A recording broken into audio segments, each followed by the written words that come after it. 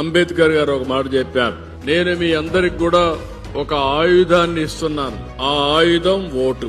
ప్రపంచంలో చాలా ప్రజాస్వామ్యాలు ఉన్నాయి గాని భారతదేశంలో ప్రతి ఒక్కరికి ఓటిచ్చిన ఏకైక రాజ్యాంగం భారతదేశ రాజ్యాంగం అని చెప్పి కూడా నేను మీకు తెలియజేస్తున్నాను.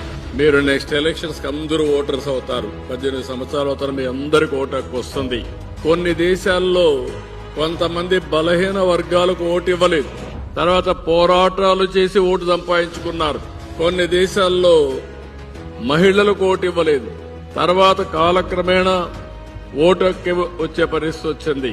ఈ రోజు సగం మంది ఎమ్మెల్యేలుగా ఇక్కడ మిమ్మల్ని చూస్తామంటే మహిళలు ఉన్నారు. I'm very happy to see this. ఇప్పుడే మనం పార్లమెంట్ లో మొన్న ఒక బిల్లు పాస్ అయింది. చట్టసభలో ఎప్పటి నుంచో మేము పోరాడుతా ఉంటే 33% మహిళలకు రిజర్వేషన్లు కల్పించిన ఏకైక దేశం భారతదేశం. మళ్లీ ఒక మాటలో చెప్పాలంటే ఇది ఒక వజ్రాయుధం మనందరికీ. దీనివల్ల ప్రభుత్వాలను మార్చొచ్చు, మన భవిష్యత్తుని మనం రూపకల్పన చేసుకునే అవకాశం వస్తుంది.